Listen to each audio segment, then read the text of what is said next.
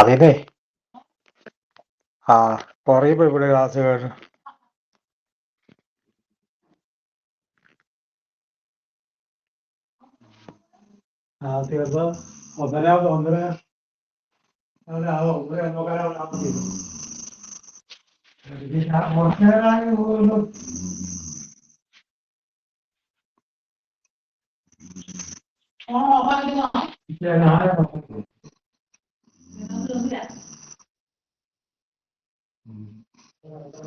ദൈവമേ,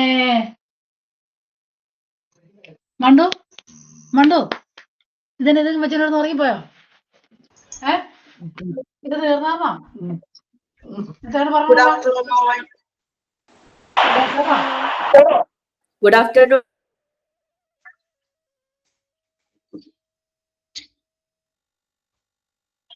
Happy New Year.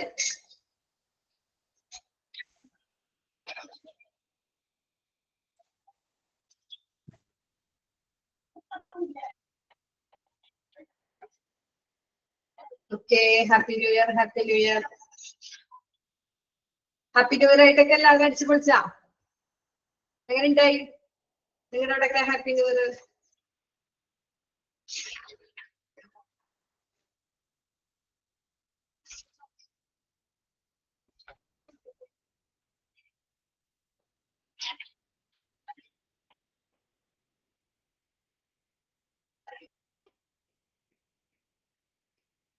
Okay, പുറത്ത് പോയിട്ടില്ല. Okay, happy new year.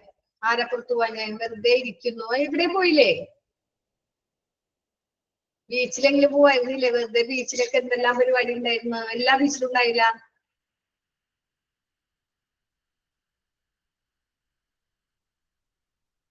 തണുപ്പാണ്. ഓക്കെ ഓക്കെ, വെറുതെ ഓക്കെ.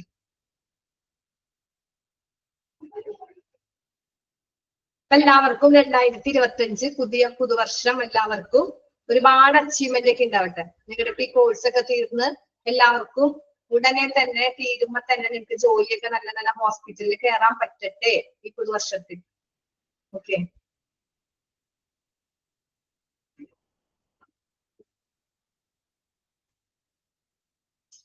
നമുക്ക് ഒരു വർഷം കഴിയുമ്പോൾ നമ്മൾ പറയില്ലേ 2024 കഴിഞ്ഞു, ഞാൻ എന്തുണ്ടാക്കി, എന്നെ കൊണ്ട് എന്തുണ്ടായി, ഞാൻ എന്ത് അച്ചീവ്മെന്റ് ചെയ്തു എന്നൊക്കെ. അപ്പൊ കഴിഞ്ഞതൊക്കെ പോട്ടെ, കഴിഞ്ഞതൊക്കെ എല്ലാവരും അങ്ങോട്ട് വിട്ട് കളയാം. ഇനി 2025 തുടങ്ങി പോസിറ്റീവായിട്ട് നമ്മുടെ എല്ലാവരോടും നല്ല കൂളായിട്ട് പോസിറ്റീവായിട്ട് നിൽക്കാം. അപ്പൊ നമുക്ക് അച്ചീവ്മെന്റ് ഒക്കെ നമുക്ക് തന്നെ വന്നോളൂ. ഓക്കെ,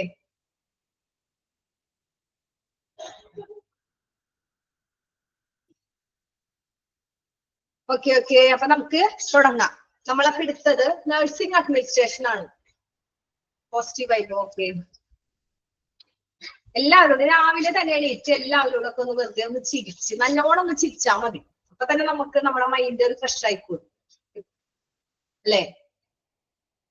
തെറ്റാവാ വർഷം. ഓക്കെ, പേജ് നമ്പർ ആരാന്നൊന്ന് പറഞ്ഞു കൊടുത്തേ. പേജ് നമ്പർ ചോദിക്കുന്നുണ്ട് റിസിയ. പേജ് നമ്പർ പറഞ്ഞു കൊടുത്തേ.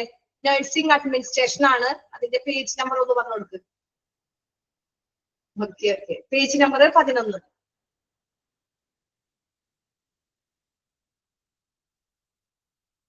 ഫുഡൊക്കെ കഴിച്ചു ലച്ചു? ഫുഡ് കഴിച്ചു കഴിഞ്ഞ പീരീഡ് ക്ലാസ് ഉണ്ടായിരുന്നു, അത് കഴിഞ്ഞ് സെക്കൻഡ് പീരീഡ് നമുക്ക് കയറിയിരുന്നു.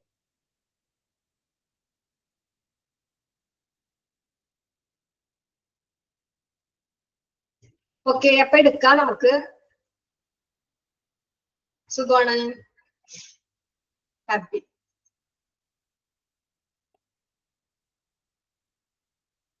നാളെ ക്ലാസ് ഉണ്ട്. നാളെ ഞാൻ തന്നെ ഉണ്ട്. നാളെ നമുക്കില്ലേ? നമുക്ക് നാളെ 11 ഉണ്ട്.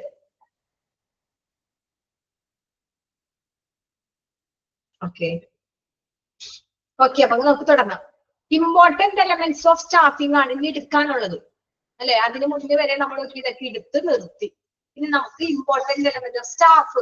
1-ാം ജയന്തി ലീവ് അല്ലേ? 1-ാം ജയന്തി ലീവ് ഞങ്ങൾക്ക് ഇവിടെ ഇല്ല. നിങ്ങൾക്ക് ക്ലാസ് ഉണ്ടോന്ന് അറിയില്ല, നിങ്ങൾ ഗ്രൂപ്പിൽ ചോദിച്ചോളൂ. നിങ്ങൾക്ക് 1-ാം ജയന്തിക്ക് പക്ഷെ വേറെ ആർക്കും വലിയ കുഴപ്പമില്ല എന്നാ പറഞ്ഞത്. ഇവിടെ ഹോളിഡേ ആണ്, നമുക്ക് കലണ്ടർ പ്രകാരം ഹോളിഡേ ആണ്. നിങ്ങൾക്ക് ക്ലാസ് ഉണ്ടോന്ന് അറിയില്ല. ടൈം എടുത്തോന്നോ? നമ്മൾ എടുത്തല്ല, നോക്കട്ടെ. എയിം ഓഫ് നഴ്സിംഗ് അഡ്മിനിസ്ട്രേഷന്റെ 3 ബേസിക് എലമെന്റ് എടുത്തില്ലേ? അതെടുത്തില്ല. ഓക്കെ, അതെടുത്തില്ല. നമുക്ക് അത് എടുക്കാം.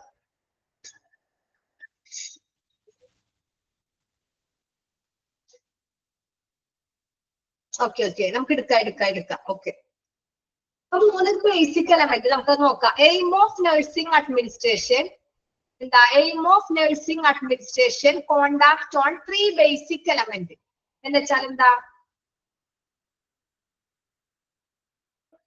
അടിസ്ഥാന ഘടകങ്ങളിൽ നഴ്സിംഗ് അഡ്മിനിസ്ട്രേഷന്റെ അടിസ്ഥാന ഘടകങ്ങളുടെ ലക്ഷ്യം എന്താണെന്ന്, അടിസ്ഥാന എലമെന്റ്സ്, അതിന്റെ അടിസ്ഥാനമായ 3 ബേസിക് ആയ എലമെന്റ് പറയുന്നുണ്ട്. അതിന്റെ ലക്ഷ്യങ്ങൾ എന്തൊക്കെയാണെന്നാണ് പറയണത്. 3 ലക്ഷ്യങ്ങൾ പറയുന്നുണ്ട്. നഴ്സിംഗ് അഡ്മിനിസ്ട്രേഷന്റെ പ്രധാനപ്പെട്ട എയിം എന്താണ്? 3 കാര്യങ്ങൾ പറയുന്നുണ്ട്. ഒന്നാമത്തെ, high quality of nursing care service. Nursing care service സേവനത്തിന്റെ ഹൈ ക്വാളിറ്റി, ഉയർന്ന നിലവാരമുള്ള നഴ്സിംഗ് സേവനമായിരിക്കണം. ഹൈ ക്വാളിറ്റി ഉള്ള 11, പേജ് നമ്പർ 11. അപ്പൊ ഹൈ ക്വാളിറ്റി ഒന്നാമത്തെ ബേസിക് എന്താ? നഴ്സിംഗ് അഡ്മിനിസ്ട്രേഷന്റെ പ്രധാനപ്പെട്ട ലക്ഷ്യങ്ങളിൽ 3 എലമെന്റ്സ് പറയുന്നുണ്ട്. അതിലെ ഫസ്റ്റ് വൺ ആണ് high quality of nursing care service. എന്ന് വെച്ചാല് പേഷ്യന്റിന് നല്ല നഴ്സിംഗ് കെയർ കൊടുക്കുക, ഉയർന്ന നിലവാരമുള്ള നഴ്സിംഗ് കെയർ കൊടുക്കണം പേഷ്യന്റിന്. അതാണ് ഫസ്റ്റ് പോയിന്റ്. സെക്കൻഡ് പോയിന്റ് എന്താ? A structured but flexible stimulating environment with job satisfaction as well as a chance to develop their knowledge and skill. എന്ന് വെച്ചാൽ എന്താ? ജോലി സംതൃപ്തിയും അവരുടെ അറിവ് വൈദഗ്ധ്യവും വികസിപ്പിക്കുന്നുള്ള അവസരമുള്ള, എന്നാൽ ഇതിന്റെ കാര്യങ്ങൾ എന്താ പറയണെന്ന് വെച്ചാൽ അത് ഒരു ഫ്ലെക്സിബിൾ ആണ്. സ്റ്റിമുലേറ്റിംഗ് എൻവയോൺമെന്റ് വിത്ത് ജോബിലുള്ള ആ ഒരു നഴ്സിംഗിന്റെ കെയർ കൊടുക്കണം നമ്മൾ പറഞ്ഞു. പക്ഷെ ആ നഴ്സിംഗിന് കെയർ കൊടുക്കുമ്പോൾ അത് വെറുതെ കൊടുത്താൽ പോരാ. നമ്മൾ എങ്ങനെയായിരിക്കണം ജോലി അത് കൊടുക്കേണ്ടത്? നമുക്ക് അവർക്കൊരു തൃപ്തിയാവണം, ഒരു സാറ്റിസ്ഫാക്ഷൻ ആയിരിക്കണം. കടത്ത് കഴിച്ചല്ല. ഒരു പേഷ്യന്റ് കൈ മുറിഞ്ഞ, കാല് മുറിഞ്ഞെങ്ങാനും ഡ്രസ് ചെയ്യാൻ വന്നു, അവര് മുറിഞ്ഞു വന്നിരിക്കുമ്പോൾ അവർക്ക് ബോഡി പെയിൻ, അവരെ മാനസികാവസ്ഥ, അവരെല്ലാം കൊണ്ടും പേടിച്ചായിരിക്കും അവർ വന്നിരിക്കുന്നത്. ഫിസിക്കലി ആൻഡ് മെന്റലി അവരെന്തായിരിക്കും? ഭയങ്കര വിഷമത്തിലായിരിക്കും. ആ സമയത്ത് നമ്മൾ അവരോട് വന്ന് ഇരുന്ന് അപ്പൊ തന്നെ ഡ്രസ്സൊക്കെ ചേഞ്ച് ഇത് മാറ്റുമ്പോൾ നമ്മൾ എന്താ?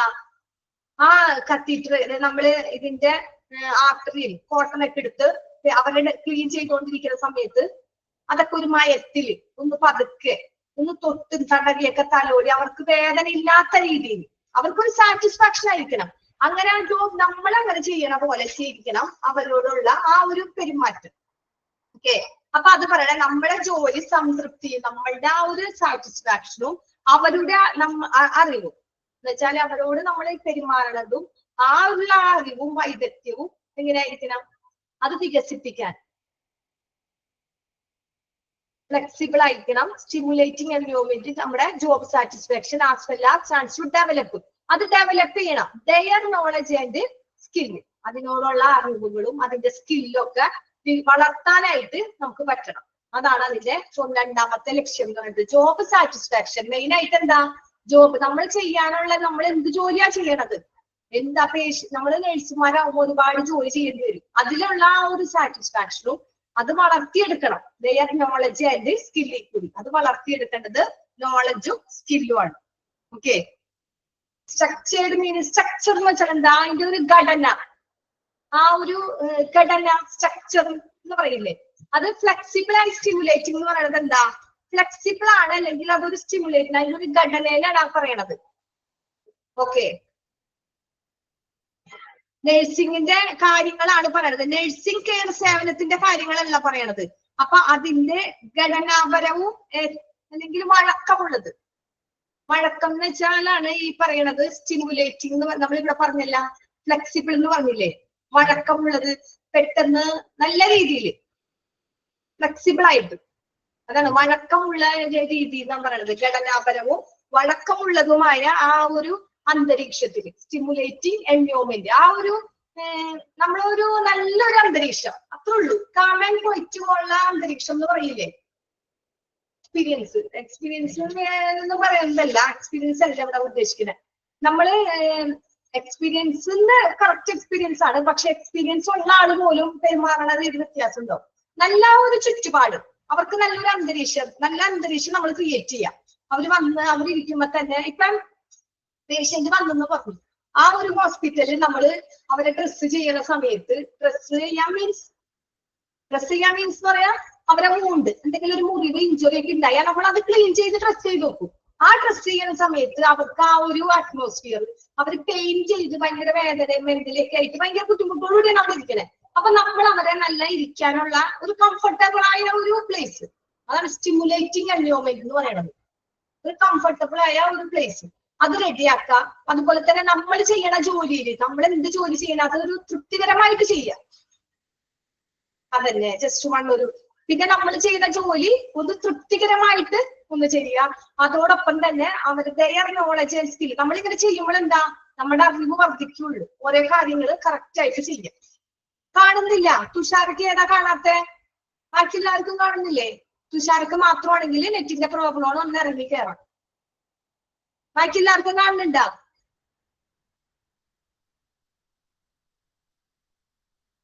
കാണാം. അപ്പൊ തുഷാരയുടെ പ്രശ്നമാണ്, ഒന്നിറങ്ങിയിട്ട് കയറിയാൽ മതി. അപ്പൊ രണ്ടാമത്തെ പോയിന്റിൽ എന്താ പറയണത്?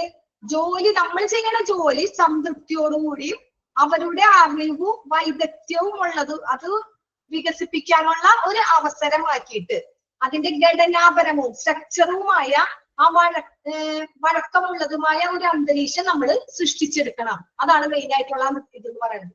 നല്ലൊരു എൻവയോൺമെന്റ്, സ്റ്റിമുലേറ്റിംഗ് എൻവയോൺമെന്റ് നമ്മൾ സൃഷ്ടിച്ചെടുക്കണം. മൂന്നാമത് പറയുന്നത് എന്താ? A management process causing an efficient and effective pattern of nursing care service in the most of frugal manner. എന്ന് വെച്ചാൽ എന്താ? നഴ്സിംഗ് പരിചരണത്തിന്റെ കാര്യക്ഷമത. നഴ്സിംഗ് നമ്മൾ പറഞ്ഞു നല്ല ഹൈ ക്വാളിറ്റിയിലുള്ള കെയർ കൊടുക്കണം. ആ നഴ്സിംഗ് കെയറിന്റെ കാര്യക്ഷമവും ഫലപ്രദവുമായ പാറ്റേൺ ഉണ്ടാകാനുള്ള ഒരു മാനേജ്മെന്റ് പ്രക്രിയ ഉണ്ടായിരിക്കണം.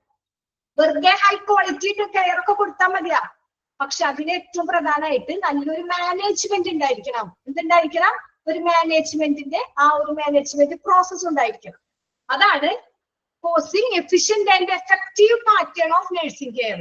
നഴ്സിംഗ് പരിചരണത്തിന്റെ കാര്യക്ഷമവും ഫലപ്രദവുമായ ആ ഒരു പാറ്റേൺ ഉണ്ടാക്കുന്ന ഒരു മാനേജ്മെന്റ് അവിടെ ഉണ്ടായിരിക്കണം.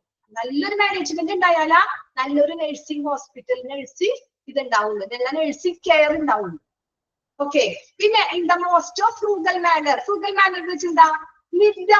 മിതമായെന്ന് വെച്ചാൽ മിതമായത്, മിതവ്യയം എന്നൊക്കെ പറയില്ലേ, മിതവ്യയം. മിതമായ രീതിയിലായിരിക്കണം അതിന്റെ സേവനങ്ങൾ. മിതമായ രീതിയിൽ, മോസ്റ്റ് ഫ്രൂഗൽ മാനർ, മിതവ്യയ രീതി എന്ന് പറയുന്നത്. അപ്പൊ മിതമായ രീതിയിലായിരിക്കണം അതിന്റെ സേവനങ്ങൾ. അപ്പൊ ഒന്നാമത്തെ ഹൈ ക്വാളിറ്റി ഉണ്ടായിരിക്കാം. രണ്ടാമത്തെ അതിന്റെ സ്ട്രക്ചർ, അതിന്റെ ഫ്ലെക്സിബിൾ ഒക്കെ നല്ലൊരു എൻവയോൺമെന്റിൽ ഉണ്ടായിരിക്കണം. അതുപോലെ തന്നെ ജോബ് നമ്മൾ ചെയ്യണ ജോലി നല്ല സാറ്റിസ്ഫാക്ഷനോടുകൂടി തൃപ്തികരമായിട്ടുള്ള ആ ഒരു നോളജോടും സ്കില്ലൊക്കെ പകർന്നു കൊടുത്ത് അതിനൊക്കെ വളർത്തിയെടുക്കാൻ പറ്റണം. മൂന്നാമത്തെ പ്രോസസ് എന്താ പറഞ്ഞേ? മൂന്നാമത്തെ പ്രോസസ് എന്താ പറഞ്ഞേ? നഴ്സിംഗ് അല്ലെങ്കിൽ പരിചരണത്തിന്റെ കാര്യക്ഷമവും അതിനുള്ള ആ ഒരു പാറ്റേൺ വളർത്തിയെടുക്കാനായിട്ട് ഒരു മാനേജ്മെന്റിന്റെ നല്ലൊരു മാനേജ്മെന്റ് പ്രോസസ് ഉണ്ടായിരിക്കണം. മാനേജ്മെന്റ് പ്രോസസ് ഉണ്ടായിരിക്കണം. അതാണ് മെയിൻ ആയിട്ടുള്ള കാരണം. മാനേജ്മെന്റ് പ്രോസസ് കോഴ്സിംഗിന്റെ കാരണമാകണേ എഫക്റ്റീവ് നല്ലൊരു നഴ്സിംഗുമാര് ആ ഒരു കാര്യക്ഷമവുമായ ഉണ്ടാവാൻ വേണ്ടി മാത്രം. പിന്നെ അതിന്റെ സർവീസ് മിതമായ സർവീസ് ആയിരിക്കണം. മിതമായ മോസ്റ്റ് ഫ്രൂഗൽ മാനറിലുള്ള സർവീസ് ആയിരിക്കണം. അതാണ് അവിടെ 3 കാര്യങ്ങൾ പറയുന്നത്. Okay. Next important elements of staffing. Important elements of staffing എന്താ? Quality and quantity of nursing staff. ആദ്യത്തെ ഒന്നാമത്തെ പോയിന്റ് നഴ്സിംഗ് സ്റ്റാഫുകളുടെ ക്വാളിറ്റിയും ക്വാണ്ടിറ്റിയും, ഗുണനിലവാരവും അളവും. ക്വാളിറ്റി ആണ് ഗുണനിലവാരം, ക്വാണ്ടിറ്റി എന്താ? അളവ്. ആരെയാണ്? നഴ്സിംഗ് സ്റ്റാഫിന്റെ. അതിന്റെ point it depends on the suitable educational training given to the nursing staff for the kind of service they are being made ready for. എന്താ? നഴ്സിംഗ് സ്റ്റാഫുകൾക്ക് നൽകുന്ന അനുയോജ്യമായ വിദ്യാഭ്യാസ പരിശീലനത്തെ ആശ്രയിച്ചാണ് ഈ പറയുന്നത്. അവർക്ക് പരിശീലനം കൊടുക്കും അല്ലെ? നഴ്സുമാർക്ക് എന്ത് കൊടുക്കും? അവർക്ക് ഒരു പേഷ്യന്റിനെ നോക്കാനുള്ള ക്ലാസ് കൊടുക്കും. അപ്പൊ ഇറ്റ് ഡിപ്പെൻസ്, അത് എന്തിനെ ആശ്രയിച്ചിരിക്കണേ? Educational training. എന്നാ എഡ്യൂക്കേഷണൽ ട്രെയിനിങ് ആണ് ഇത് ഡിപ്പെൻഡ് ചെയ്യുന്നത്. ഗിവൺ ആർക്കാ കൊടുക്കണേ? നഴ്സിംഗ് സ്റ്റാഫ്, അവിടെ ഉള്ള നഴ്സിംഗ് സ്റ്റാഫിന് കൊടുക്കും. എന്തിനു വേണ്ടിയിട്ടാ? അനുയോജ്യമായ വിദ്യാഭ്യാസം പരിശീലിപ്പിക്കാനായിട്ട്. അനുയോജ്യമായത് എങ്ങനെയാണ് ഒരു പേഷ്യന്റിനെ നോക്കണത്, എങ്ങനെയാണ് ഈ ഹോസ്പിറ്റലിന്റെ റൂൾസ് റെഗുലേഷൻസിനനുസരിച്ച് നമുക്ക് ഡീൽ ചെയ്യാൻ പറ്റണത്, അങ്ങനെയുള്ള ഒരു എഡ്യൂക്കേഷണൽ ക്ലാസ് ആര് കൊടുക്കും? അവിടെ ആര് ഹോസ്പിറ്റലിലെ വേണ്ടപ്പെട്ടവരെ കൊടുക്കും. അതാണ് ഈ കാര്യത്തിൽ പറയുന്നത്. ഇമ്പോർട്ടന്റ് എലമെന്റ്സ് ഓഫ് സ്റ്റാഫിംഗ് ആണ് പറയുന്നത്. പ്രധാനപ്പെട്ട ഘടകങ്ങള്, ജീവനക്കാരുടെ അവിടുത്തെ സ്റ്റാഫിന്റെ പ്രധാന ഘടകങ്ങളാ പറയണേ. അപ്പൊ പ്രധാന ഘടകം എന്ന് വെച്ചാൽ സ്റ്റാഫ് പെടും. ആ സ്റ്റാഫിന്റെ ഓരോ പ്രവർത്തനങ്ങളും അതിന്റെ ഘടകത്തിൽ പെടും. അപ്പൊ ആ സ്റ്റാഫിന്റെ ഫസ്റ്റ് ഘടകം എന്താ? Quality and quantity. ക്വാളിറ്റിയിലും ക്വാണ്ടിറ്റിയിലും എന്തായിരിക്കണം?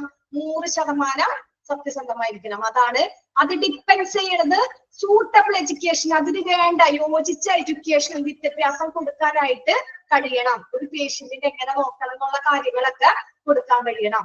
രണ്ടാമത്തെ പോയിന്റ് യൂട്ടിലൈസേഷൻ. അപ്പൊ ഒന്നാമത്തെ ക്വാളിറ്റി ആൻഡ് ക്വാണ്ടിറ്റി.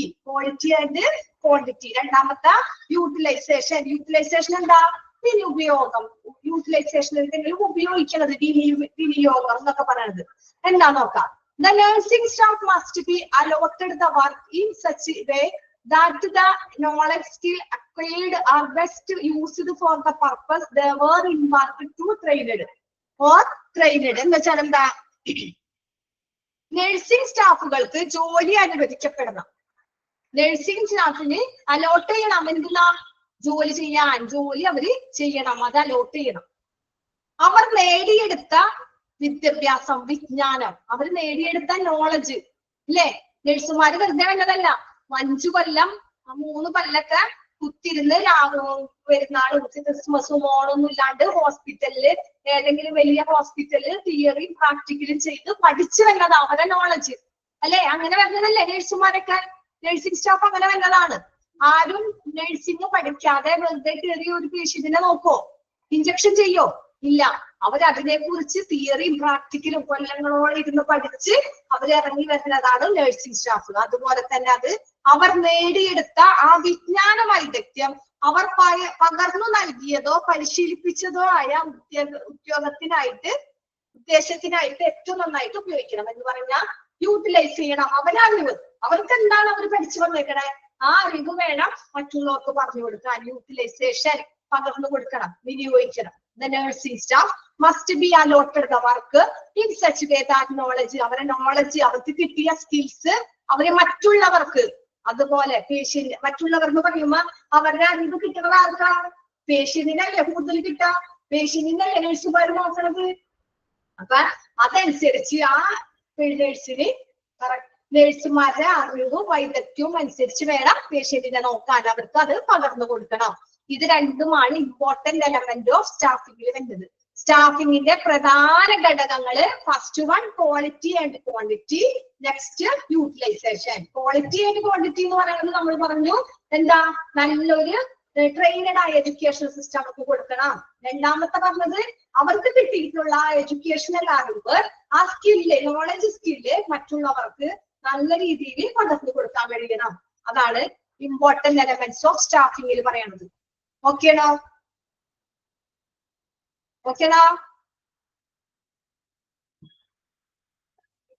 ഇമ്പാർട്ടഡ് എന്ന് വെച്ചാൽ എന്താ? പാകല്ലാത്തത്, പാർട്ടല്ലാത്തത്. പാർട്ടിന്റെ ഓപ്പോസിറ്റ് ആണ് ഇമ്പാർട്ടഡ് എന്ന് പറയുന്നത്.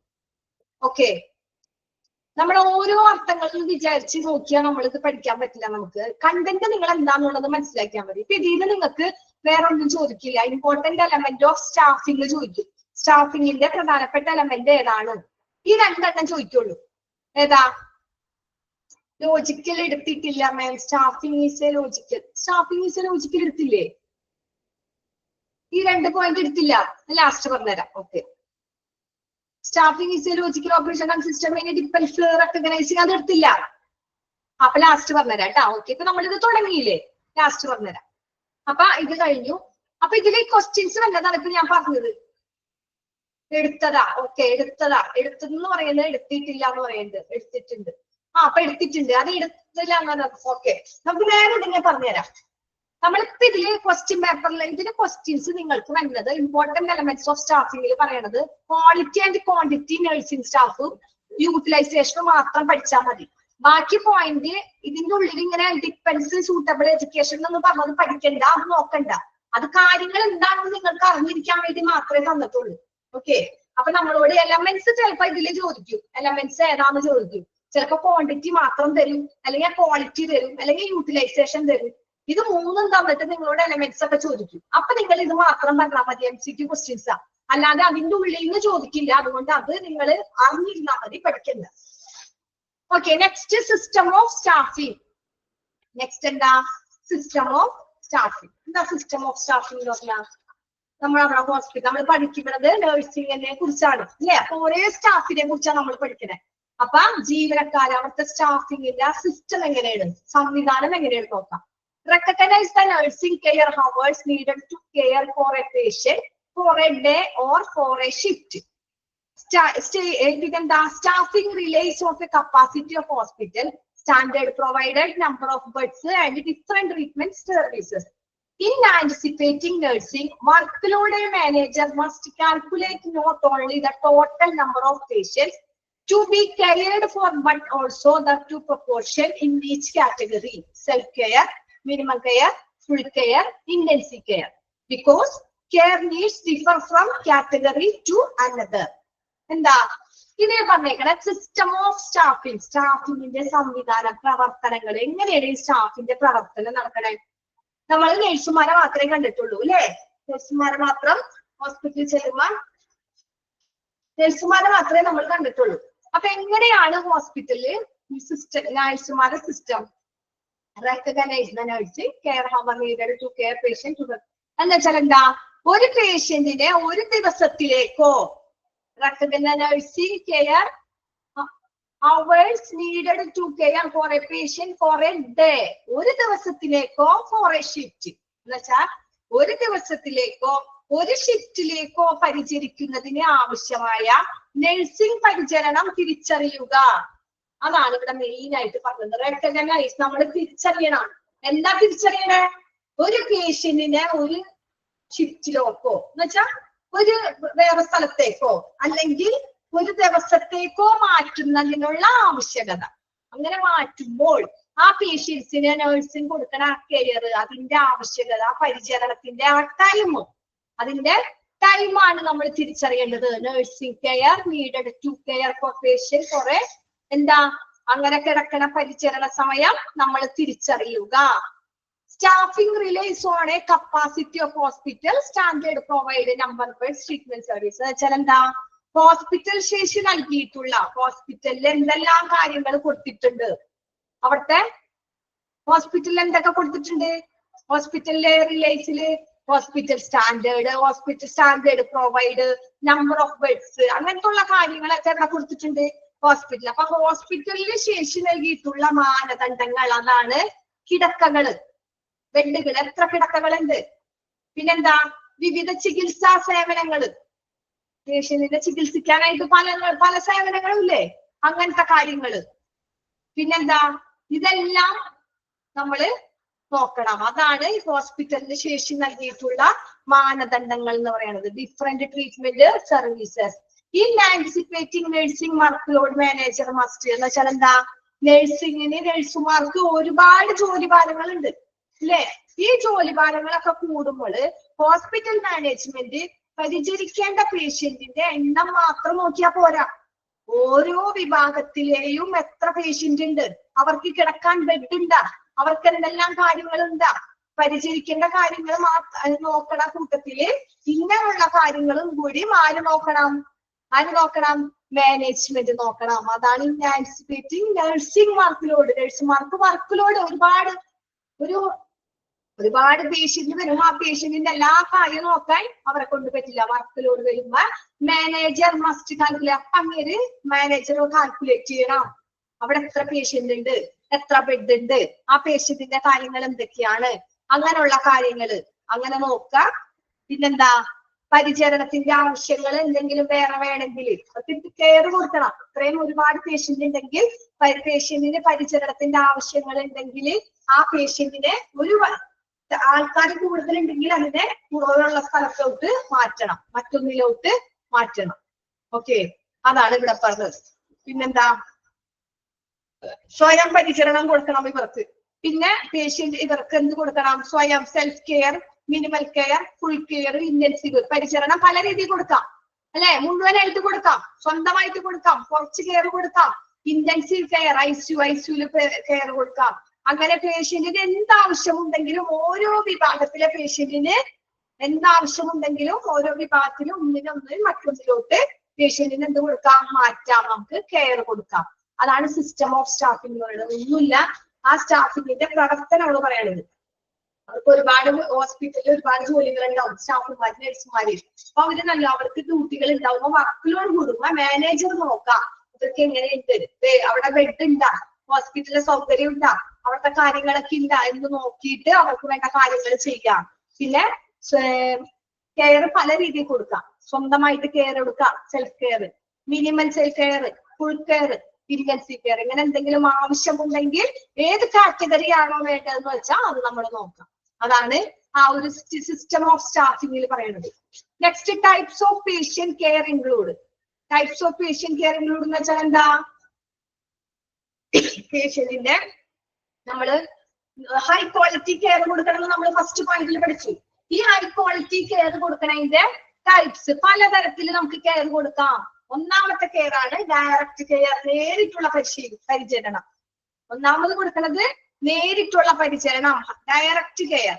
ഈ direct care is care given by nursing staff while working in the presence patient and related to the patient physical and psychological requirements. എന്താ?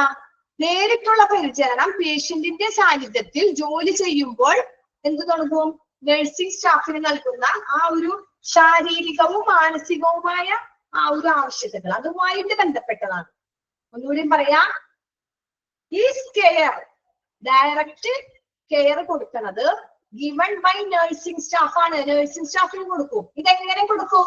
Working in the present patient, ആ സമയത്ത് ഹോസ്പിറ്റലിൽ വർക്ക് ചെയ്യണ ആ സമയത്തുള്ള പേഷ്യന്റിന്, അല്ലെങ്കിൽ and related to the patient, അതുമായിട്ട് ബന്ധപ്പെട്ട patient, physical and psychological requirement. പേഷ്യന്റിന്റെ സാന്നിധ്യത്തിൽ ജോലി ചെയ്യുമ്പോൾ നഴ്സിംഗ് സ്റ്റാഫ് നൽകുന്ന പരിചരണവും പേഷ്യന്റിന്റെ ശാരീരികവും മാനസികവുമായ ആ ഒരു ആവശ്യകതകളുമായിട്ട് ബന്ധപ്പെട്ട് കിടക്കുകയാണ്. ഓക്കെ, അതാണ് ഒന്നാമത് പറഞ്ഞത്. പിന്നെ direct consist feeding, treatment, mobility and പിന്നെന്താ? nurse to conduct related activity, more hours nursing care required for the patient. എന്താ? നേരിട്ടുള്ള പരിചരണം നമ്മൾ പറഞ്ഞു. പേഷ്യന്റിന് നമ്മൾ നേരിട്ട് ഡയറക്റ്റ് ആയിട്ട് കൊടുക്കുന്നതാണ് ഡയറക്റ്റ് കെയർ. ഈ ഡയറക്റ്റ് കെയർ എന്തെല്ലാം കാര്യത്തിൽ കൊടുക്കാം? ഭക്ഷണം, ചികിത്സ, ചലനശേഷി, മരുന്നുകള്, അങ്ങനെ കൂടാതെ പല പ്രവർത്തനങ്ങൾക്കും നമ്മൾക്ക് എന്ത് കൊടുക്കാം? ഇതുപോലെ ഡയറക്റ്റ് കെയർ പേഷ്യന്റിന് കൊടുക്കാം.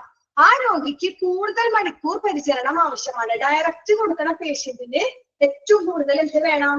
ഡയറക്റ്റ് കെയർ വേണം. The more hours of nursing care is required for the patient. പേഷ്യന്റിന് ഒരുപാട് നേരം നല്ല കെയർ അത്യാവശ്യമാണ്. എന്ത് കേസിലാ? ഡയറക്റ്റ് കെയർ കേസിൽ. എന്ത് കേസിലാ? ഡയറക്റ്റ് കെയർ കേസിൽ. ഓക്കെ, അപ്പൊ ഒരു മിനിറ്റ് ഒന്ന് വായിച്ചു നോക്കി എല്ലാവരും. ഒരു മിനിറ്റ്.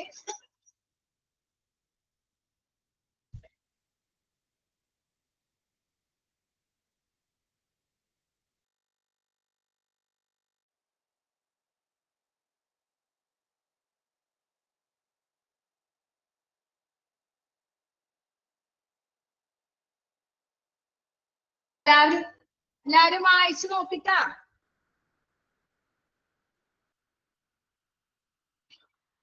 എന്താ പറഞ്ഞ ഡയറക്റ്റ് കെയറിന്റെ കാര്യം? അപ്പൊ ഡയറക്റ്റ് കെയർ എന്ന് പറയുന്നത് എന്താ ഡയറക്റ്റ് കെയർ?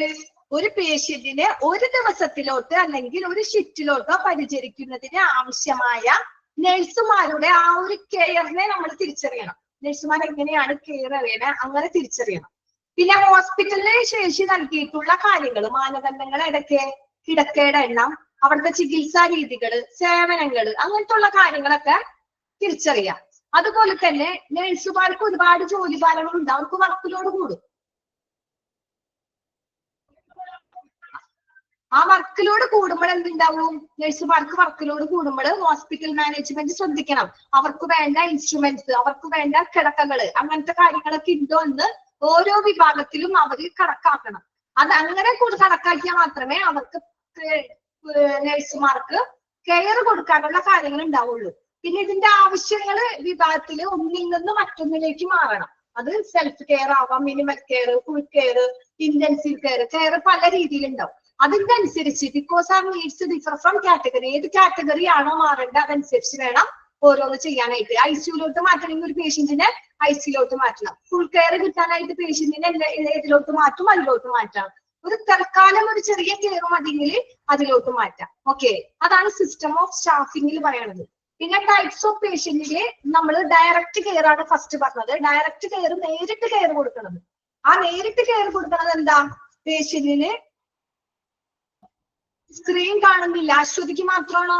ബാക്കി എല്ലാവർക്കും കാണുന്നുണ്ട്. എന്നെ കാണുന്നില്ല എന്നാണോ അതോ സ്ക്രീനിൽ കാണുന്നില്ല എന്നാണോ? എന്നെ ആർക്കും കാണുന്നുണ്ടാവില്ല, ഞാൻ ക്യാമറ ഓഫ് ചെയ്തു. ഓക്കെ, പിന്നെന്താ കാണുന്നത്? നിങ്ങൾക്ക് ഇത് കാണില്ലേ? ടെക്സ്റ്റ് നോട്ട് കാണില്ലേ? നോട്ട് കാണാൻ പറ്റുന്നുണ്ടാ?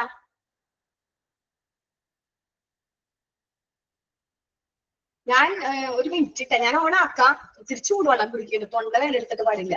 അപ്പൊ നിങ്ങൾ കാണണ്ടല്ലോ എന്ന് വിചാരിച്ചിട്ടാണ് ഞാൻ ക്യാമറ ഓഫ് ചെയ്തത്. ഓക്കെ ഓക്കെ, ചൂടുവെള്ളം കുടിച്ചു കഴിയുമ്പോ ക്യാമറ ഓൺ ആക്കൂട്ടാ. കുത്തി കുത്തി ചുമരുന്നേ.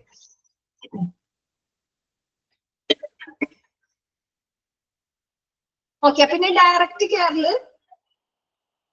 പേഷ്യന്റിന് നേരിട്ടുള്ള പരിചരണം. അത് പേഷ്യന്റ് ജോലി ചെയ്യുമ്പോൾ അതിന് പേഷ്യന്റിന് എങ്ങനെ ശാരീരികവും മാനസികവുമായ ആവശ്യതകൾ എന്തെങ്കിലും ഉണ്ടെങ്കിൽ അങ്ങനെ നമ്മൾ നോക്കി കെയർ ചെയ്യാം. അവർക്ക് മാനസികമായിട്ടായിരിക്കും അല്ലെങ്കിൽ ശാരീരികമായിട്ടായിരിക്കും ഫിസിക്കലായിട്ടായിരിക്കും അവർക്ക് കെയർ വേണ്ടത്. അതെങ്ങനെയാണെന്ന് നമ്മൾ നോക്കിയിട്ട് അതിൻ്റെതായ രീതിയിൽ നമ്മൾ കെയർ കൊടുക്കണം. പിന്നെന്താ പറഞ്ഞേ? നേരിട്ടൊരു പേഷ്യന്റിന് കെയർ കൊടുക്കണമെങ്കിൽ അതില് ഭക്ഷണം നോക്കണം. ഭക്ഷണ ചലനശേഷി എങ്ങനെയുണ്ട്, അതിന്റെ മരുന്നുകള്, അങ്ങനെ കൂടാതെ എന്തെങ്കിലും ബന്ധപ്പെട്ട വേറെ എന്തെങ്കിലും പ്രവർത്തനങ്ങൾ ഉണ്ടെങ്കിൽ അതൊക്കെ നോക്കണം. അതിനൊക്കെ ആശ്രയിച്ചിട്ടായിരിക്കും ആ രോഗിക്ക് എന്ത് പോണത്? ട്രീറ്റ്മെന്റ് പോണത്. ഓക്കെ, പിന്നെന്താ പറഞ്ഞേ? പിന്നെ last point more hours required for the patient. എന്താ പറഞ്ഞേ? ഒരു രോഗിക്ക് ഏറ്റവും കൂടുതൽ പരിചരണം ആവശ്യമാണ്. കൂടുതൽ പരിചരണം വേണം. പേഷ്യന്റിന് കൂടുതൽ മണിക്കൂർ പരിചരണം വേണം. അതാ പറഞ്ഞത്. എന്താ മോർ ഹവേഴ്സ്? മോർ ഹവേഴ്സ് എന്ന് വെച്ചാൽ കൂടുതൽ മണിക്കൂർ വേണം. Nursing care is required for the patient. അങ്ങനെ ഒരു പേഷ്യന്റിന് ആവശ്യം ഉണ്ടെങ്കിൽ അത് നമ്മൾ കൊടുക്കണം. അത് നമ്മുടെ നഴ്സുമാരുടെ ഡ്യൂട്ടിയാണ്. ഓക്കെ,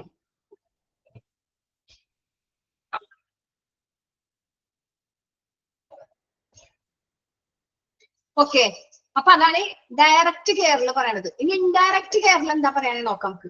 ഇൻഡയറക്റ്റ് കെയറിൽ പറയണത് are those ventures undertaken on the patient behalf but removed from his presence. Indirect care consists of assembling supplies and equipment, seeking advice with other healthcare team members, writing and reading patient records, reporting, constructing discharge plan, etc. എന്ന് വെച്ചാൽ എന്താ അവിടെ പറയണത്? Direct പരിചരണം. നമ്മള് ഇൻഡയറക്റ്റിന്റെ അടുത്ത് പറയാം, നേരിട്ടല്ല നമ്മൾ പരിചരിക്കുന്നത്. ഡയറക്റ്റ് നമ്മൾ എങ്ങനെ പേഷ്യന്റിനെ നേരിട്ട് പരിചരിച്ചു. അപ്പൊ അവർക്ക് മെന്റലി വേണമെങ്കിൽ മെന്റലി കൊടുക്കാം, ഫിസിക്കലി വേണമെങ്കിൽ അവർക്ക് ഫിസിക്കലി ട്രീറ്റ്മെന്റ് കൊടുക്കാം. നമ്മൾക്ക് അവർക്ക് അവരെ യോജിച്ചത് സൂട്ടബിൾ ആയിട്ട് ഏതാന്ന് വെച്ചാൽ അത് വെച്ച് നമ്മൾ നോക്കാം. പക്ഷെ ഇൻഡയറക്റ്റ് പരിചരണത്തിൽ എന്താ? സപ്ലൈസിന് ഉപകരണങ്ങളും കൂട്ടിച്ചേർക്കണം. അതിലെന്തെല്ലാം കാര്യങ്ങളൊക്കെ ഉണ്ടോ അങ്ങനത്തെ കാര്യങ്ങളൊക്കെ കൂട്ടിച്ചേർക്കണം. എന്ന് വെച്ചാൽ മറ്റ് ഹെൽത്ത് കെയർ ടീം അംഗങ്ങളുമായിട്ട് ഉപദേശം തേടുക. നമ്മൾ മാത്രം ഇൻഡയറക്റ്റ്ലി ട്രീറ്റ് ചെയ്താൽ പോരാ. Indirect care consist assembling supplies and equipment, seeking advice. നമ്മൾ ഇവർക്ക് എന്തെങ്കിലും അഡ്വൈസ് കൊടുക്കണം, എന്തെങ്കിലും മരുന്ന് കൊടുക്കണം, എന്തെങ്കിലും എക്യുപ്മെന്റിന് ഇവർക്ക് ആവശ്യമുണ്ടെങ്കിൽ നമ്മൾ ആരായിട്ടും കൂടി അഡ്വൈസ് നോക്കണം. വേറെ ഏതെങ്കിലുമുള്ള ഹെൽത്ത് കെയർ ചെയ്യണ ആരെങ്കിലുമായിട്ട്, അല്ലെങ്കിൽ വേറെ നാട്ടിലുള്ള നഴ്സുമാരുമായിട്ട് വേണം അവർക്ക് എന്ത് ചെയ്യാൻ? ഹെൽത്ത് കെയർ നോക്കാൻ. ഹെൽത്ത് കെയർ ടീം അംഗങ്ങളുമായിട്ട് അവരോട് നമ്മൾ ഉപദേശം നേടുക.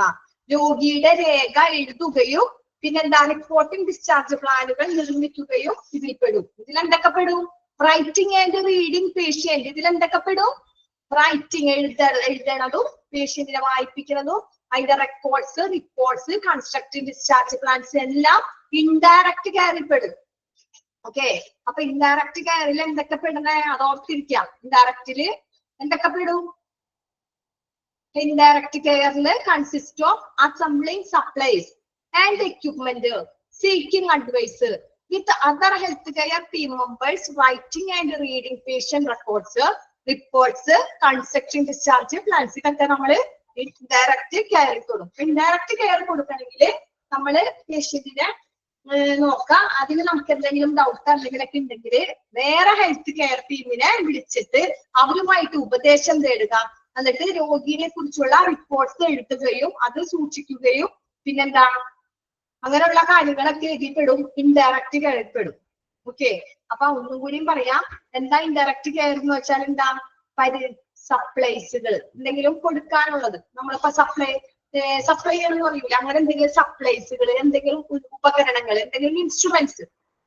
എക്സാമ്പിൾ പറയണെങ്കിൽ ഇപ്പൊ ഒരു വെന്റിലേറ്റർ, മറ്റേ ശ്വാസം മുട്ടുള്ള പേഷ്യന്റിനൊക്കെ നെബുലൈസറും അല്ലെ, നെബുലൈസേഷൻ അതൊരു ഇൻസ്ട്രുമെന്റ് ആണ്. ആ ഒരു ഇൻസ്ട്രുമെന്റ് നെബുലൈസ് കൊടുക്കുമ്പോൾ ഇവർക്ക് നെബുലൈസ് കൊടുത്തിട്ട് എന്തെങ്കിലും ബുദ്ധിമുട്ട് വന്നു, ചിലവർക്ക് വല്ല ശ്വാസം മുട്ട് അങ്ങനെ വന്നു കഴിഞ്ഞാൽ അവരോട് വേറെ ഹെൽത്ത് ടീമിൽ ചോദിക്കാം, ഇവർക്ക് ഇങ്ങനെ വന്നു, ഇത് കൊടുക്കാമോ? നമ്മുടെ ഇഷ്ടത്തിന് കൊടുക്കരുത്. അത് നമ്മൾ പോയി ചോദിച്ച് അറിഞ്ഞതിന് ശേഷം നമ്മുടെ ഇതിന്റെ കാര്യങ്ങൾക്ക് മാത്രമേ ഇത് കൊടുക്കാൻ പറ്റുള്ളൂ. അതാ ഹെൽത്ത് കെയർ സപ്ലൈസും ഉപകരണങ്ങളും കൂട്ടിച്ചേർക്കണം ഇൻഡയറക്റ്റ് കേസിൽ.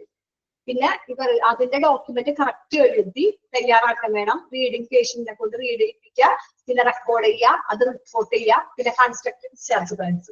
ഇതൊക്കെയാണ് ഇൻഡയറക്റ്റ് കെയറിൽ വരുന്നത്. ഓക്കെ, ഇനി സ്റ്റാഫ് ഡെവലപ്മെന്റ്. സ്റ്റാഫ് ഡെവലപ്മെന്റ് എന്താ? സ്റ്റാഫിന്റെ വികസനം, സ്റ്റാഫുമാരുടെ ഡെവലപ്മെന്റ് എങ്ങനെയെന്ന് നോക്കാം. Staff development. Staff development is the process which is indirect towards the personnel as well as professional growth of nurses and other staff. While they are employed by the healthcare, it refers to all the training and education provided to enhance the job-related and personal knowledge, skills and mentalities of vested employees. എന്താ പറഞ്ഞേ?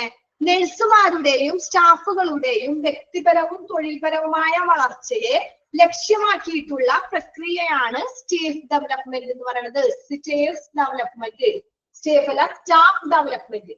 അപ്പൊ staff development എന്ന് പറയുന്നത് എന്താ? നഴ്സുമാര്, ഹോസ്പിറ്റലിലുള്ള നഴ്സുമാരുടെയും മറ്റ് സ്റ്റാഫുകളുടെയും വ്യക്തിപരവും തൊഴിൽപരവുമായ വളർച്ചയെ ലക്ഷ്യമാക്കിയിട്ടുള്ളതാണ്. അപ്പൊ 2-3 സ്റ്റാഫുകൾ, നഴ്സുമാരുടെ സ്റ്റാഫായാലും മറ്റ് സ്റ്റാഫുകളായാലും അവരുടെ വേതനങ്ങൾ, അവർക്ക് ഇത്ര കൂലികളുണ്ട്, അവരുടെ കാര്യങ്ങൾ, അതിനെ കുറിച്ചുള്ള ആ വേതനത്തെ കുറിച്ചും അതിനെ കുറിച്ചുള്ള തൊഴിൽപരമായ വളർച്ചയെ ലക്ഷ്യമാക്കിയിട്ടുള്ള പ്രക്രിയയാണ്. തൊഴിൽപരമായിട്ടുള്ള വളർച്ചയെ ലക്ഷ്യമാക്കിയിട്ടുള്ള ആ ഒരു പ്രക്രിയയാണ് സ്റ്റാഫ് ഡെവലപ്മെന്റ് എന്ന് പറയുന്നത്. പിന്നെന്താ? It refers to all the training, education provided the job related and personal knowledge, skill and mentalities listed employees. എന്താ പറയാ അതിന്റെ അർത്ഥം?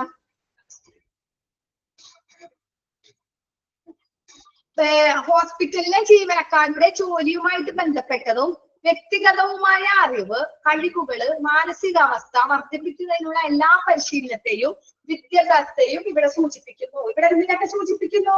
ഇവിടെ സ്റ്റാഫ് ഡെവലപ്മെന്റിൽ നമ്മൾ കാര്യങ്ങൾ പറഞ്ഞു. അപ്പൊ സ്റ്റാഫ് ഡെവലപ്മെന്റിൽ എന്തിനൊക്കെയാണ് സൂചിപ്പിക്കുന്നത്? എന്തിനൊക്കെയാണ്? ജീവനക്കാര്, അവിടെ ഹോസ്പിറ്റലിൽ ജോലി ചെയ്യുന്ന ജീവനക്കാരുമായിട്ട് അവർക്കുമായിട്ട് ബന്ധപ്പെട്ടതും വ്യക്തിഗതമായ അറിവും, അവർക്ക് എന്തെങ്കിലും അറിവ്, നോളജ് ഉണ്ടെങ്കിൽ അതും, പിന്നെ അതിന്റെ കഴിവുകള്, മാനസികാവസ്ഥകള്, അങ്ങനെയുള്ള കാര്യങ്ങളെ കുറിച്ചുള്ള എല്ലാ വിദ്യാഭ്യാസവും അതിന്റെ പരിശീലനങ്ങളും ആർക്ക് കൊടുക്കണം? ഈ സ്റ്റാഫിന് കൊടുക്കണം. ഓക്കെ, അതിന്റെ ഒബ്ജക്റ്റീവ് ഇത് പറഞ്ഞേക്കാളും ഒബ്ജക്റ്റീവ് പറയുമ്പോൾ നിങ്ങൾക്ക് കൂടുതൽ മനസ്സിലാവും. Objective of staff development. Staff ഡെവലപ്മെന്റിന്റെ ലക്ഷ്യങ്ങൾ എന്തൊക്കെയാണ്? ഒബ്ജക്റ്റീവ് എന്തൊക്കെയാണ്? ഒന്നാമത്തെ ഒബ്ജക്റ്റീവ് എന്താ? Enhance employees productivity. Enhance employees productivity എന്താ? ജീവനക്കാരുടെ എംപ്ലോയീസ് പ്രൊഡക്ടിവിറ്റി എന്ന് വെച്ചാൽ വിതരണം. എന്താണ്? ജീവനക്കാരുടെ ഉൽപാദനക്ഷമത വർദ്ധിപ്പിക്കുക. ഉൽപാദനക്ഷമത എന്ന് പറയുന്നതാണ് ഏതാ? ഉൽപാദനക്ഷമത എന്ന് പറയുന്നത് നമ്മുടെ സ്റ്റാഫ് അല്ലെ? സ്റ്റാഫിന്റെ ഉൽപാദനക്ഷമത, സ്റ്റാഫിന്റെ കാര്യക്ഷമവും അതിന്റെ കാര്യങ്ങളൊക്കെ നിയന്ത്രിക്കുക. നെക്സ്റ്റ് എന്താ? Ensure safe and actual patient care by nurses. നഴ്സുമാരുടെ സുരക്ഷിതത്വവും യഥാർത്ഥവും രോഗി പരിചരണവും ഉറപ്പാക്കുക. എന്തുറപ്പാക്കണം? സേഫ്, ഒരു സുരക്ഷിതത്വം വേണം. അതുപോലെ തന്നെ ആക്ച്വൽ പേഷ്യന്റ്, യഥാർത്ഥത്തിൽ പേഷ്യന്റിനെ കുറിച്ച്, പേഷ്യന്റിന്റെ കെയറിനെ കുറിച്ച്. ബൈ നഴ്സസ്, നഴ്സിനെ കുറിച്ചൊക്കെ എന്തുണ്ടായിരിക്കണം? ഒരു അറിവുണ്ടായിരിക്കണം. അതിനെക്കുറിച്ച് ഒരു യഥാർത്ഥമായ ഒരു ബോധം ഉണ്ടായിരിക്കണം. നാലാമത്തെ പോയിന്റ് ആണ് ensure satisfactory job performance by staff. നാലാമത്തെ പോയിന്റ് എന്താ? ജീവനക്കാരുടെ തൃപ്തികരമായ പ്രകടനം ഉറപ്പാക്കുക. എന്ന് വെച്ചാല് എൻഷുർ സാറ്റിസ്ഫൈ ജോബ് പെർഫോമൻസ്. അവർക്ക് എന്തെങ്കിലും ജോലി സംബന്ധമായ എന്തെങ്കിലുമൊക്കെ ഉണ്ടെങ്കിൽ, അവർക്ക് പുറത്ത് പോകാനൊക്കെ ആയിട്ടുള്ള എന്തെങ്കിലും ഉണ്ടെങ്കിൽ അത് പൊരുത്തപ്പെടാം. ഓക്കെ, എല്ലാവരും ഇവിടെ ഇല്ലേ? ഇല്ല എല്ലാവരും?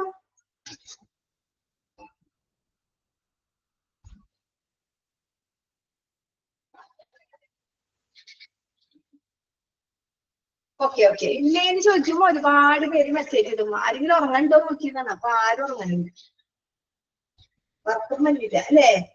ചെറിയൊരു മഞ്ഞില്ലേ നിങ്ങൾക്ക്? ഇല്ല മഞ്ഞ്?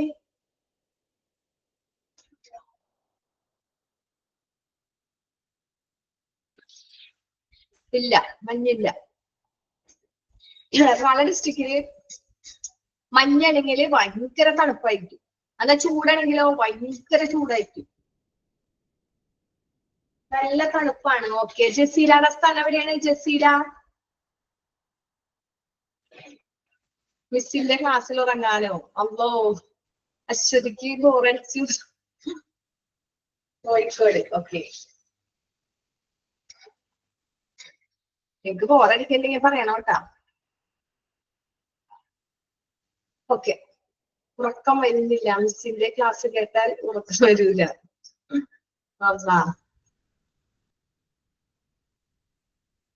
ഓക്കെ, അപ്പൊ നിങ്ങൾ അങ്ങനെ പറഞ്ഞപ്പോ ഇത്തിരി ഉറക്കം എനിക്ക് ഉണ്ടായിരുന്നു. നിങ്ങൾ അങ്ങനെ നിങ്ങളുടെ മെസ്സേജ് ഒക്കെ കേട്ടപ്പോ എന്റെ ഉള്ള ഉറക്കം പോയി.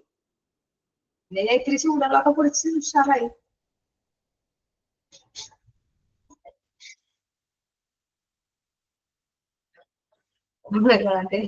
ഇരിക്കുന്നത് മിസ് ഉറങ്ങാതിരിക്കുന്ന എന്റെ ക്ലാസ്സിലാണ്.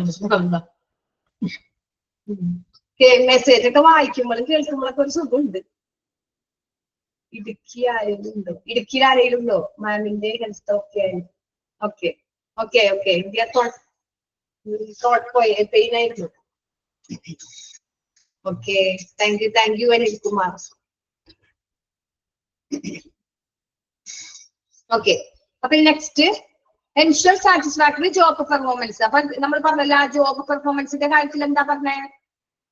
ഇതൊക്കെ കഴിഞ്ഞില്ലേ? എന്താ തെറ്റിപ്പോയി? നമ്മുടെ ഇവിടെ എത്തിയിട്ടുള്ളൂ, ഒന്നും കഴിഞ്ഞിട്ടില്ല. എവിടെ എത്തി? തന്നെയുള്ള സ്റ്റാഫ് ഡെവലപ്മെന്റ് അല്ലേ? ഇനി ജീവനക്കാരുടെ തൃപ്തികരമായ ജോലി അതേ തന്നെ ഒബ്ജക്റ്റീവ്. ഓക്കെ, അപ്പൊ അവർക്ക് ഒബ്ജക്റ്റീവിൽ എന്താ? മൂന്നാമത്തെ പോയിന്റ് പറയണ എന്താ? അവരുടെ ജോലിയിലെ സാറ്റിസ്ഫാക്ടറി, അവർക്ക് ആ ഒരു തൃപ്തികരമായിട്ട് ജോലി ചെയ്യാനുള്ളത്. ഓക്കെ, ലക്ഷ്യങ്ങൾ ഒന്നാമത്തെ എൻഹാൻസ് ദ എംപ്ലോയി പ്രൊഡക്ടിവിറ്റി. ഒന്നാമത്തെ എന്താ? ഒന്നാമത്തെ വികസനത്തിന്റെ ലക്ഷ്യങ്ങളിൽ ഒന്നാമത്തെ എന്താ? അവരുടെ പ്രൊഡക്ടിവിറ്റി, ആ ഉൽപാദനക്ഷമത, ജോലിക്കാർക്ക് ചെയ്യാനുള്ള ആ ഒരു എനർജി, ജോലി ചെയ്യാനുള്ള ആ ഒരു പ്രൊഡക്ടിവിറ്റി, അവരുടെ ഉൽപാദനക്ഷമത വർദ്ധിപ്പിക്കുക. എംപ്ലോയി പ്രൊഡക്ടിവിറ്റി എന്ന് പറയുന്നത് ജോലിക്കാരുടെ ആ ഒരു ജോലി ചെയ്യാനുള്ള ആ ഒരു എനർജി, ആ ഒരു ത്വരയില്ല അവർക്ക് ജോലി ചെയ്യാൻ, എന്ത് ചെയ്യാനൊരു മടിയില്ലാത്ത ആ ഒരു ത്വര, ആ ഒരു എനർജി, അത് കാര്യക്ഷമത, ആ ഒരു എനർജി എൻഹാൻസ് ചെയ്യുക, വർദ്ധിപ്പിക്കുക. അതാണ് ഒന്നാമത്തെ ലക്ഷ്യം. രണ്ടാമത്തെ ലക്ഷ്യം ensure safe and actual patients care by nurses. എന്ന് വെച്ചാൽ എന്താ? രണ്ടാമത് പറയുന്നത് നഴ്സുമാരുടെ സുരക്ഷിതത്വം, അതോടൊപ്പം തന്നെ യഥാർത്ഥമായ രോഗി പരിചരണം, പേഷ്യന്റിനെ പരിചരണം കൊടുക്കണം. 2 കാര്യങ്ങൾ അവിടെ പറയുന്നുണ്ട്. നഴ്സുമാർക്ക് നല്ലൊരു സുരക്ഷിതത്വം വേണം, അല്ലെ? ഇപ്പൊ ചില ഹോസ്പിറ്റലിലൊക്കെ എങ്ങനെയായിരിക്കും, ICUലൊക്കെ ചെല്ലുമ്പോൾ, ICUലൊക്കെ എന്ന് പറയുമ്പോൾ ഒരു നഴ്സും ഒരു മെയിൻ നഴ്സും, ഒരു മെയിൻ നഴ്സ് എന്ന് വെച്ചാൽ മെയിനല്ല, 2 ലേഡീസ് ആണെങ്കിൽ അതിൽ ഒരെണ്ണം അസിസ്റ്റന്റ് ആയിരിക്കും, ഒരെണ്ണം ജനറൽ നഴ്സിംഗ് ആരെങ്കിലും ഒരു ഹെഡ് ആയിരിക്കും. ഇവിടെ ICUലൊക്കെ പറയുമ്പോൾ ബൈസ്റ്റാൻഡർ, ചില ബൈസ്റ്റാൻഡറിനൊക്കെ ചില സമയത്തൊക്കെ നിർത്തും. ഇത്തിരി കൂടുതലൊക്കെ ആണെങ്കിൽ ബൈസ്റ്റാൻഡർ നിർത്തും. അപ്പൊ ഫീമെയിലൊക്കെ ഒരെണ്ണം ഉള്ളെങ്കിലും ഒരു ഫീമെയിൽ ആണെങ്കിൽ ബൈസ്റ്റാൻഡറൊക്കെ ആരെങ്കിലും നിർത്തിയാണെങ്കിൽ നമ്മൾ നഴ്സുമാർ ഇഞ്ചക്ഷൻ ചെയ്യാൻ വേണ്ടി, ഇപ്പൊ ICU അല്ലെങ്കിൽ പോട്ടെ, വല്ല വാർഡൊക്കെ ആയിരിക്കും. ഒരു ഓർത്തോ വാർഡിൽ ഇപ്പോഴും ചെറുപ്പക്കാരായിരിക്കും ആക്സിഡന്റ് വന്ന് കിടക്കുന്നതൊക്കെ. കൂടുതലും ആക്സിഡന്റ് ചെറിയ ചെക്കന്മാരൊക്കെ ആയിരിക്കും, അല്ലെ? അപ്പൊ ഇവര് ആക്സിഡന്റ് ആയിട്ട് കാലൊടിഞ്ഞ് കൈയൊടിഞ്ഞൊക്കെ കിടക്കുമ്പോ ഇവര് ഓർത്തോ വാർഡ് ഇടും. ഈ വാർഡിൽ കിടക്കുമ്പോ വാർഡില് ചിലപ്പോ നൈറ്റ് ഒക്കെ തൂക്കിയെടുക്കുമ്പോൾ നഴ്സുമാർ ആരായിരിക്കും? ചില നഴ്സുമാര് അവിടെ ഹെഡ് നഴ്സും ഒരു അസിസ്റ്റന്റും ഉണ്ടാവും. അപ്പൊ ഇവര് രാത്രിയാവുമ്പോ ഇവരെന്ത് ചെയ്യും? ഷിഫ്റ്റ് ആയിട്ട് ഉറങ്ങട്ടെ എന്ന് പറയും. ഇവരറിയും ഒരു 2 മണിക്കൂർ നീ ഉറങ്ങ്, അത് കഴിഞ്ഞ് 2 മണിക്കൂർ ഞാൻ ഉറങ്ങാന്ന്. അപ്പൊ ഞാനൊരു ഹോസ്പിറ്റലിൽ നഴ്സിംഗ് ആയിട്ട് കുറച്ച് നാൾ വർക്ക് ചെയ്തിരുന്നു. അപ്പൊ അങ്ങനെ ഞങ്ങള് വർക്ക് ചെയ്തപ്പോ ഞങ്ങൾക്ക് അവിടെ ഒരു എക്സ്പീരിയൻസ് ഇങ്ങനെ ഉണ്ടായിരുന്നു. അപ്പൊ കുറച്ചു നേരം അങ്ങനെ പരസ്പരം നമ്മൾ ഡിവൈഡ് ചെയ്ത് നിൽക്കുമ്പോ ഇവർക്ക് ഈ ഓർത്തോർക്ക് എന്തായിരിക്കും, ചിലവർക്കൊക്കെ നൈറ്റ് സമയത്ത് ഇഞ്ചക്ഷൻ ഉണ്ടാവും. ചിലപ്പോ പട്ടക്സിലേക്കായിരിക്കും, ചിലപ്പോ കൈയുടെ എവിടെയെങ്കിലൊക്കെ ആയിരിക്കും. അപ്പൊ അങ്ങനെ ഇഞ്ചക്ഷൻ ഉണ്ടാവുമ്പോ ഈ ഒരു നഴ്സ് എന്ത് ചെയ്യും? ആ ടൈം വെച്ചിട്ടുണ്ടാവും ഇവര് കറക്റ്റ്. ഇവര് പിറ്റേ ദിവസം TPR ചാർട്ടിൽ രേഖപ്പെടുത്തണം, ഇവർക്ക് റെക്കോർഡ് ചെയ്യണം ഇത്രയും സമയത്ത് ഇഞ്ചക്ഷൻ കൊടുത്തു. അപ്പൊ ഈ നഴ്സ് ഒറ്റയ്ക്ക് ചെയ്യാൻ പോകുമ്പോ അതിന്റെ ബൈസ്റ്റാൻഡർ, പേഷ്യന്റ് ഒക്കെ നല്ല ഉറക്കായിരിക്കും. പേഷ്യന്റിനുള്ള പെയിനും ഗുളികയും ടാബ്ലറ്റ് കൊണ്ട് പേഷ്യന്റ് ഒക്കെ ഉറങ്ങിയിട്ടുണ്ട്. പക്ഷെ കൂടെയുള്ള ബൈസ്റ്റാൻഡർ എന്താ?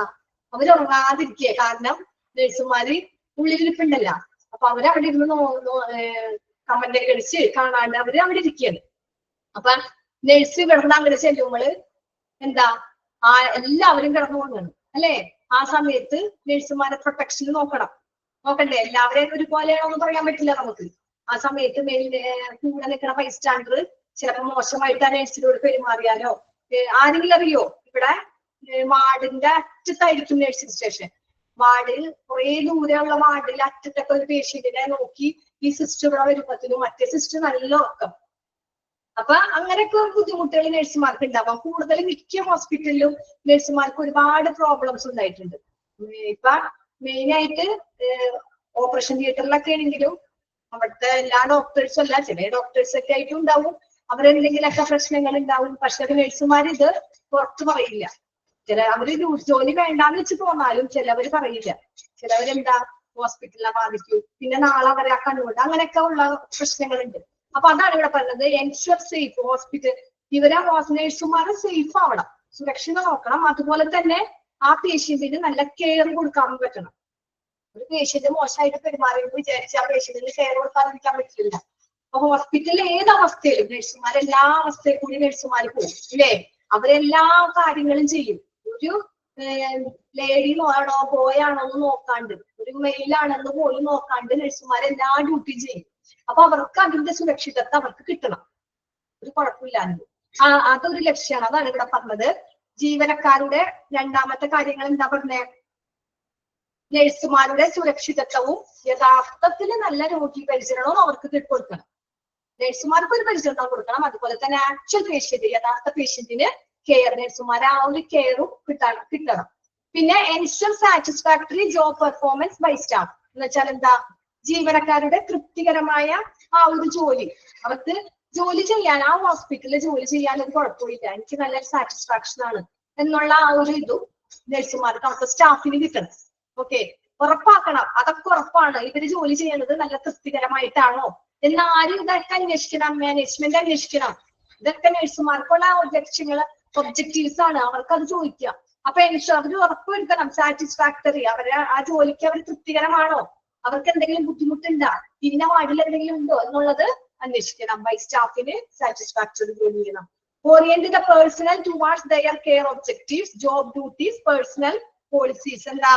ഉദ്യോഗസ്ഥരെ അവരുടെ പരിചരണ ലക്ഷ്യങ്ങൾ, ജോലി ചുമതലകള് അല്ലെങ്കിൽ വേറെ എന്തെങ്കിലും പേഴ്സണൽ ജോബ് പോളിസികൾ എന്നിവയിലേക്ക് ഉണ്ടെങ്കിൽ അത് നയിക്കണം, അതിലോട്ട് കൊണ്ടുപോകണം. ഓറിയന്റഡ് പേഴ്സണൽ എന്ന് വെച്ചാൽ എന്താ? ഉദ്യോഗസ്ഥര്. ഓറിയന്റഡ് എന്ന് വെച്ചാൽ ഉദ്യോഗസ്ഥരെ എന്താ അവരുടെ പരിചരണ ലക്ഷ്യങ്ങൾ എന്തൊക്കെയാണ്? ലക്ഷ്യങ്ങൾ ടുവാർഡ്സ് ഈ കാര്യങ്ങളൊക്കെ ചെയ്യാൻ കെയർ ഒബ്ജക്റ്റീവ്. അവര് പേഷ്യന്റിനെ നോക്കണതിനുള്ള ആ ഒരു കെയർ ചെയ്യണതിന് ഒരുപാട് ലക്ഷ്യങ്ങൾ ഉണ്ടാവും. അത് പിന്നെ അവർ ജോലി ചെയ്യണ ജോബ് ഡ്യൂട്ടീസുകൾ ഉണ്ടാവും. പിന്നെ പേഴ്സണൽ കുറച്ച് കാര്യങ്ങൾ ഉണ്ടാവും. പേഴ്സണൽ ആയ പോളിസികൾ അങ്ങനെ എന്തെങ്കിലുമൊക്കെ ഉണ്ടെങ്കിൽ അത് ഉദ്യോഗസ്ഥർ എന്ന് വെച്ചാൽ അവരെ കാര്യങ്ങളിലോട്ട് നയിക്കണം. ഉദ്യോഗസ്ഥർ എന്ന് പറയുമ്പോൾ ആരായിരിക്കും? ഹോസ്പിറ്റലിന്റെ മേലാധികാരികൾ അല്ലെ?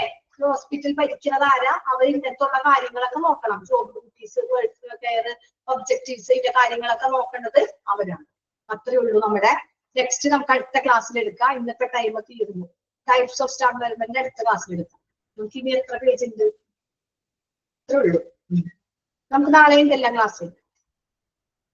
ഓക്കെ, അപ്പൊ നമ്മുടെ ഇന്നത്തെ ക്ലാസ് ഇവിടെ തീർന്നു. വൈൻഡപ്പ് ചെയ്യാം. സിമ്പിൾ അല്ലേ? കുഴപ്പമില്ലല്ല. സ്റ്റാഫിന്റെ കാര്യം മാത്രമേ ഇന്ന് പറയാനുള്ളൂ, പറഞ്ഞുള്ളൂ. ഒരു പേജ് അത് ഇരുന്നോളൂ, എന്നാലും കുഴപ്പമില്ല. ഉച്ചനേരം അല്ലേ? ഓക്കെ, എന്നാ എക്സാം നിങ്ങൾ അറിയിക്കും. എക്സാമിനൊക്കെ ഇനിയും സമയമുണ്ട്. എക്സാം മൊഡ്യൂൾ 1ഉം 2ഉം ഫുള്ള് തീർന്നു കഴിഞ്ഞിട്ട് മോഡൽ എക്സാം വരും. അതിന്റെ മോഡൽ എക്സാം. ഓക്കെ, അതൊക്കെ നിങ്ങൾ അറിയിക്കൂട്ടാ. ടെൻഷൻ അടിക്കൊന്നും വേണ്ട. നമ്മൾക്ക് എല്ലാവരും നിങ്ങളെല്ലാവരും പാസ്സാവില്ലേ? ഓക്കെ, അപ്പൊ ശരി എന്നാ. ഓക്കെ, അപ്പൊ ക്ലാസ് വൈൻഡപ്പ് ചെയ്യാണ്. Okay, thank U.